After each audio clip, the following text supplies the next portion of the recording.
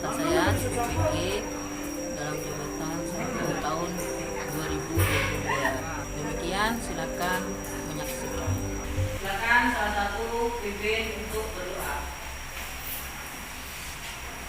Mantap, kita sebelum melakukan pembelajaran berdoa bersama-sama. Berdoa mulai.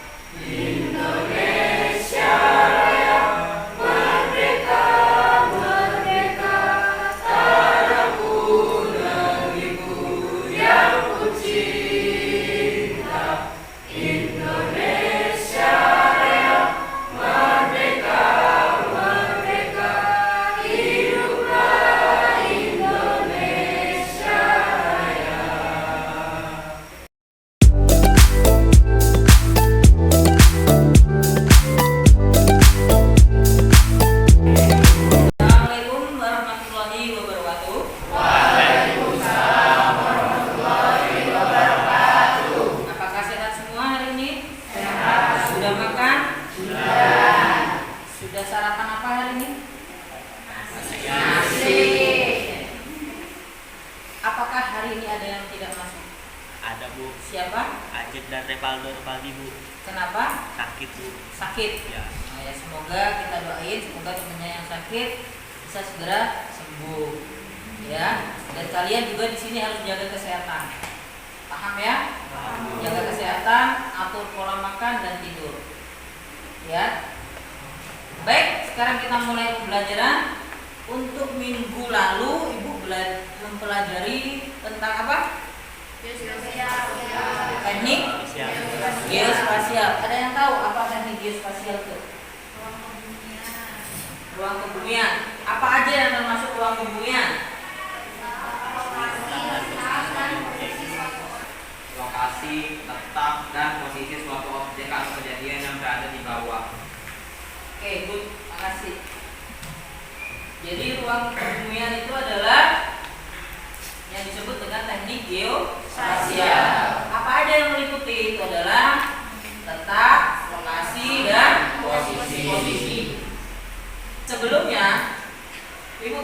pasti kalian sudah menjawab beberapa pertanyaan yang sudah Ibu share di Google Classroom.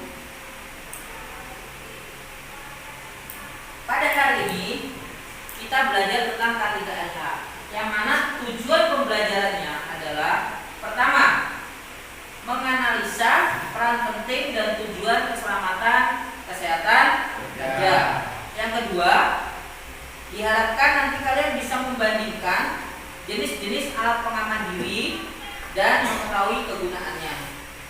Yang ketiga, kalian bisa mengevaluasi bahaya yang mungkin ditimbulkan pada saat kalian bekerja. Yang keempat, kalian dapat menganalisa suatu kecelakaan kerja. Minggu ini kita akan mempelajari tentang K3LH, yang mana ada yang tahu K3LH itu kepanjangan dari apa? Keselamatan dan kesehatan kerja. Satu lagi cewek, apa? Ya, mantap, apa? Lingkungan hidup. Diulangi lagi, keseluruhan lagi. Keselamatan, kesehatan kerja, lingkungan hidup. Oke, good, thank you. Jadi di sini keselamatan dan kesehatan kerja, keselamatan dan kesehatan kerja. K-nya ada 3. LH itu adalah lingkungan hidup. Lagi cewek, apa? Ya, mantap, apa? Lingkungan hidup. Diulangi lagi, keseluruhan lagi. Keselamatan, kesehatan kerja, lingkungan hidup. Oke, good, thank you. Nah, akhirnya setiap perusahaan itu wajib mempunyai jaminan keselamatan kerja buat karyawannya. Tolong Nanta dibacakan apa sih pengertian dari K3LH?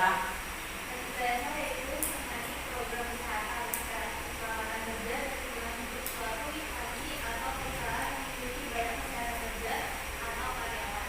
K3LH juga dapat diartikan sebagai upaya untuk melindungi karyawan atau tenaga kerja agar selalu dalam keadaan sehat dan selamat selama bekerja di tempat kerja. Oke, dengar di sini mengapa keselamatan dan kesehatan itu penting? Anggi, apa Anggi? Agar kita bisa merasa aman dan nyaman saat bekerja. Oke, ada yang lagi? Good. Ya, agar tidak menghabiskan banyak uang ketika sakit. Betul, ada baiknya, ada masuk logika juga. Jadi gini, kalian kan sering menghadapi beberapa kecelakaan, ya kan? Terus ada yang sakit, ya kan? Terus nanti otomatis kalau kita sakit pasti menghabiskan banyak duit. Makanya kita perlu adanya program K3LH untuk mengatasinya. Kecelakaan itu bisa diminimalkan apabila kita selalu hati-hati dalam bekerja. Sedangkan tujuan dari K3LH itu adalah untuk mencegah terjadinya kecelakaan atau sakit akibat kerja sehingga menimbulkan lingkungan yang kerja yang nyaman. Kalau kalian punya jaminan kesehatan, kalian tidak akan merasa khawatir apabila keluarga kita sakit, itu pasti dijamin sama asuransi kesehatan. Sekarang kita meninjak pada jenis-jenis APD. APD itu apa tadi? Alat pelindung diri. Di sini ada 8 alat pelindung diri. Yang pertama itu AP, alat pelindung kepala. Kepala, head protection. Head protection disebut seperti apa? Helm.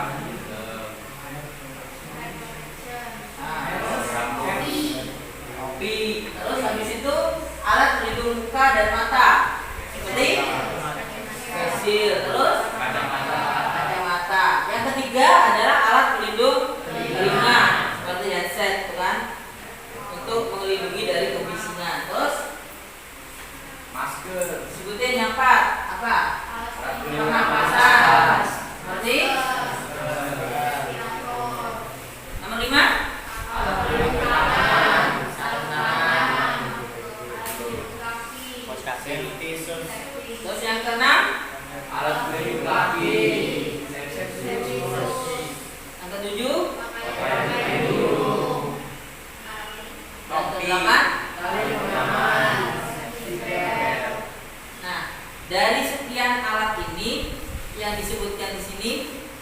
dipunyai di jurusan kita apa aja?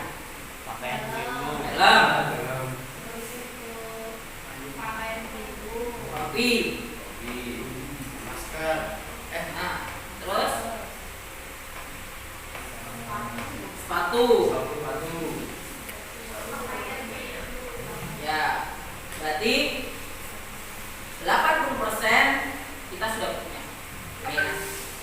Sekarang aku tanya nih sebelumnya, kalian capek-capek ke hutan, ukur, ngerintis, itu buat apa sih? Masuk di jurusan ini? Kenapa kalian masuk di jurusan teknik geomatika atau geospasial? Ada yang bisa tahu mengemukakan apa sih alasannya? Bambang, kenapa masuk jurusan teknik geomatika? Yuk.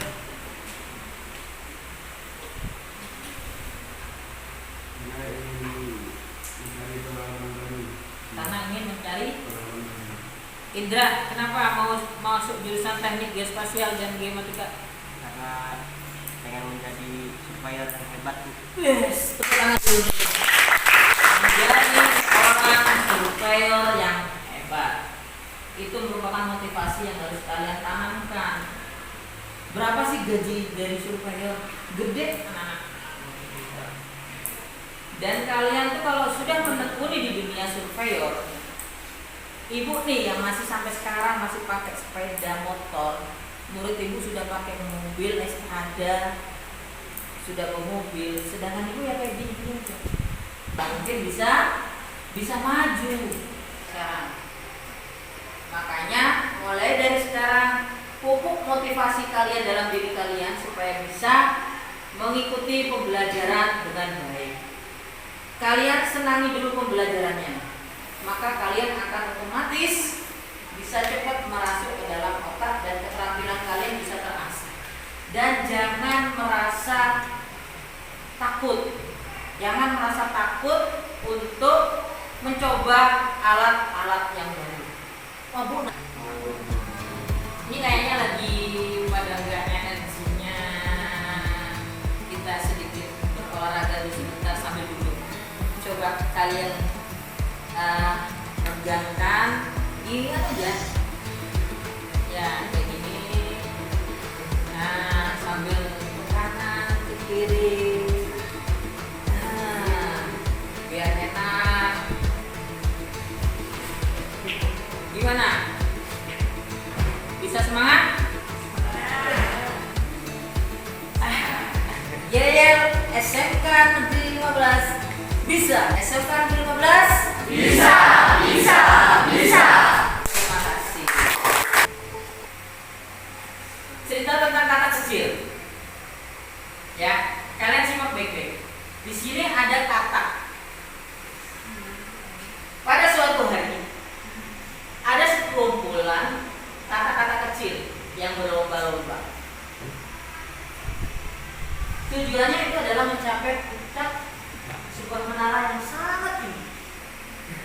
Secara jujur, menurut kalian masuk akal nggak ada seekor katak mau ke menara?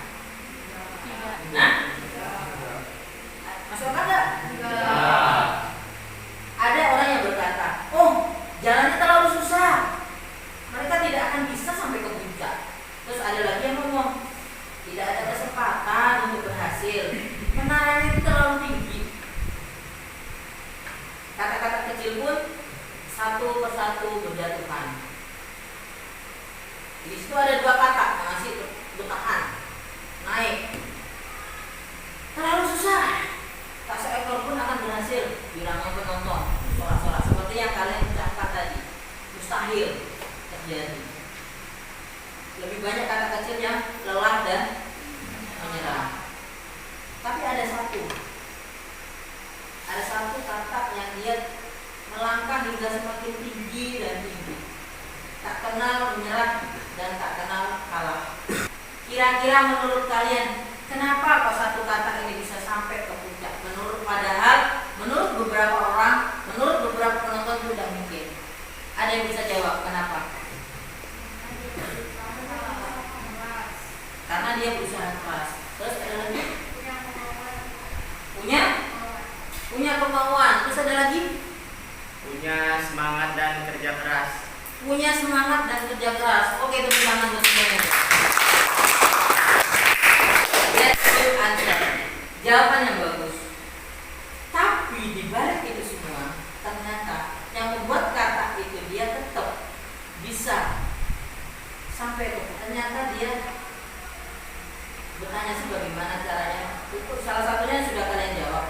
Tapi ada fakta.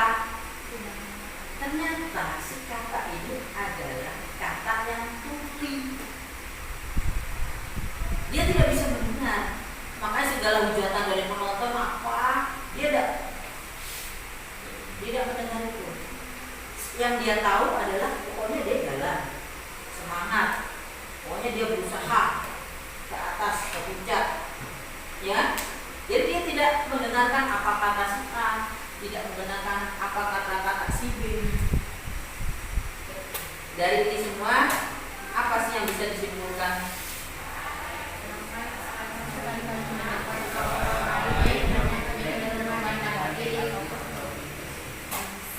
Jangan mendengarkan apa kata orang yang intinya belum tentu benar. Paham ya? Jadi kalian kali ini biasakan untuk selalu berpositif thinking, berpikir yang baik-baik saja. Jangan mendengarkan hasutan dari orang. Kamu ini kayak gini, kamu ini ngapain ikut pelajaran bumislim, bolos aja. Ayo, putra tiri kamu di warnet sampai jam berapa pun lah, nggak apa-apa. Yang penting nggak usah ikut sekolah. Ya, paham ya? Jadi kita harus selalu berpositif thinking. Kalian sudah punya asuransi belum di sini? Sudah. Program yang salah satunya bekerja dengan resiko. Contohnya satu, kalian mengukur di jalan, di pinggir jalan. Itu harus penuh hati-hati dan fokus. Tapi ada salahnya kesilapan dari pemilik kendaraan. Tak kalian tuh jauhkan bala keserempet ke apa, ya kan? Nah, kalau memiliki asuransi kesehatan itu bisa tercover, bisa diganti segala biaya pengobatan, penyembuhan, obat, semua diganti sama asuransi. Ada yang mau ditanyain? Tidak ada, Bu. Cukup jelas? Oke, terima kasih. Kita mengenal jenis-jenis bahaya di tempat kerja. Di situ ada bahaya fisik, bahaya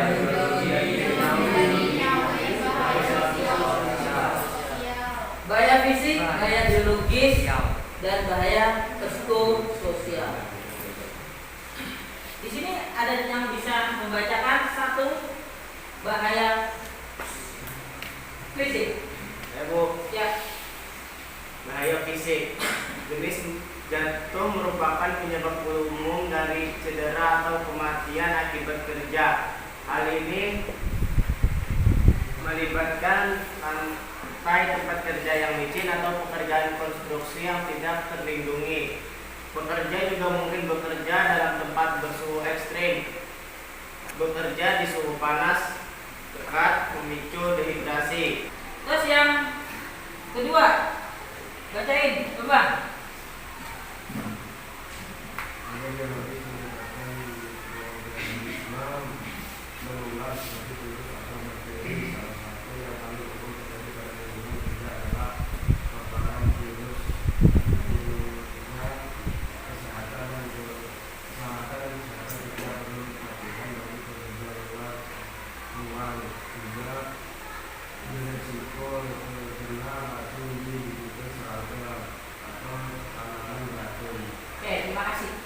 Jadi yang disebut sebagai bahaya biologis atau bahaya kimia itu adalah bahaya yang disebabkan oleh mikroorganisme.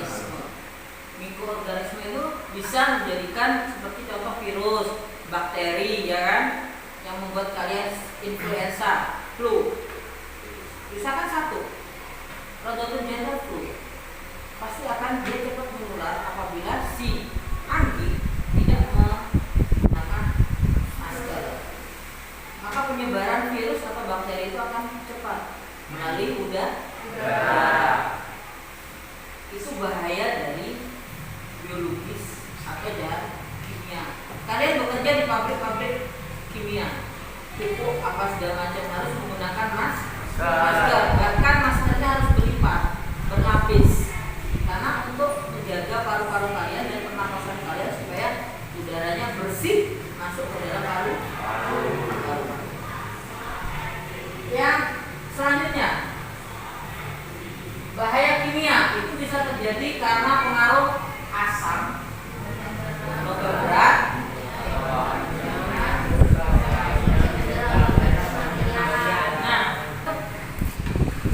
Bahaya risiko sosial dapat terjadi saat pekerja mengalami jam kerja panjang, perasaan tidak aman saat bekerja, dan kesenjangan kehidupan kerja yang buruk. Hal yang menyangkut kesejahteraan mental dan emosional ini juga dapat terjadi saat pekerja mendapatkan pelecehan seksual atau perundungan di tempat kerja. Adanya rokok, minuman beralkohol, atau zat terlarang yang menimbulkan kecanduan juga dapat berpengaruh keselamatan dan kesehatan kerja. Oke. Sekarang kalian bekerja misalkan dalam waktu jam antara jam 8 sampai dengan jam 5. Itu memerlukan berapa jam? Paling tidak berapa jam? 8 jam. 9 atau 10 jam kerja. Panjang, waktu yang panjang, dan itu bisa terjadi apa aja di sini. Apabila kita tidak fokus. Terus ada lagi, belum lagi yang saling ada di situ perundungan. Apa sih perundungan? Bullying. Nah, sekarang ke bentuk, warna, dan simbol keselamatan. Di situ ada bentuk geometris, ada bulat, ada segitiga sama kaki, ada kotak dan persegi. Itu bentuknya. Sekarang warnanya ada merah, kuning, hijau, dan biru. Merah itu untuk larangan, kuning hati-hati, hijau biru adalah anjuran, petunjuk, dan kalian pernah nggak melihat simbol-simbol ini di lingkungan kalian? Nah, di situ ada bulat, ada tanda bulat, lingkaran, ada garis merah. Artinya larangan. Larangan itu artinya perintah yang tidak boleh dikerjakan. Apa sih analisa keselamatan kerja? Di sini kita membahas tentang analisa keselamatan kerja, atau bahasa kerennya itu job safety analysis. Teknik manajemen kesehatan kerja dengan fokus mengidentifikasi bahaya serta meminimalisir resiko bahaya yang datang dalam rangkaian pekerjaan yang dilakukan di area kerja. Oke, intinya adalah teknik manajemen, teknik pengaturan, pengolahan supaya keselamatan kerja itu terjamin. Jadi dengan cara mengidentifikasi bahaya. Misalkan kalau di situ kita bekerja di perusahaan kertas, berarti yang rawan terjadi juga bahaya, Pak. Kebakaran. Maka yang harus dihindari apa? Tidak boleh merokok.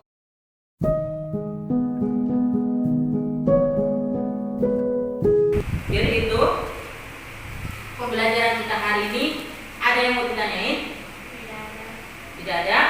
Saya rasa berarti paham semua. Nanti ada beberapa pertanyaan yang akan Ibu bagi di sini. Bisa dicek di WA, nanti Ibu kasih waktu beberapa menit untuk mengerjakan. Silakan dicek di WA. Sambil mengerjakan, ada namanya LKPD. LKPD itu adalah lembar kerja peserta didik. Jadi di situ ada semacam pertanyaan. Pertama, jelaskan mengapa keselamatan dan kesehatan kerja itu penting. Dan ini merupakan tugas kelompok. screenshot di sini. Di situ diskusikan tugasnya, diskusikan dengan kelompokmu bagaimana menganalisa keselamatan kerja pada jenis pekerjaan pengaspalan. Dikerjakan di kertas A4, diketik komputer. Dan ini ada nama-nama kelompoknya, silakan nanti di screenshot, nanti ibu kirim di WA. Oke, itu aja kira-kira dari pembelajaran awal dan akhir ini apa yang bisa kalian simpulkan?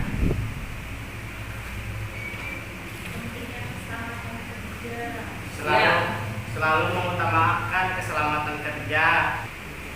Apalagi tadi? Selalu memperhatikan alat-alat yang digunakan. Oke, jadi selalu menggunakan alat pelindung diri yang tadi 1 sampai 8 itu. Kan nanti sambil dipelajari kembali di rumah, kita akan lanjutkan di minggu depan. Dan nanti akan ada refleksi. Refleksi itu adalah apa sih pembelajaran yang kita alami dari awal sampai akhir, ada kendala apa. Terus bisa memberikan masukan-masukan kepada ibu. Nanti bisa melalui online saja, ya. Dan itu tidak mempengaruhi nilai sama sekali. Jadi silakan kalian jawab refleksi dari diri dan guru. Itu aja hari ini. Terima kasih atas perhatiannya. Dan apabila kalian ada yang mau ditanyai, bisa 24 jam bisa nanya ke ibu lewat WA. Sekian dan terima kasih. Silakan dipimpin kembali untuk berdoa. Saya akhiri. Wassalamualaikum warahmatullahi wabarakatuh. Silakan berdoa. Pimpin berdoa. Sebelum menutup pembelajaran hari ini, marilah kita berdoa menurut kepercayaan dan agama masing-masing. Doa mulai.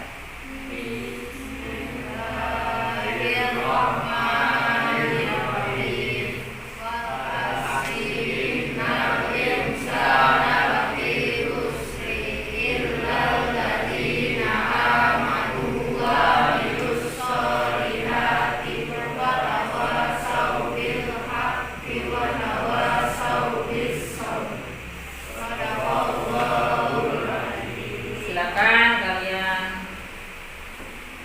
pulang, ya. Dan hati-hati di jalan. Assalamualaikum warahmatullahi wabarakatuh.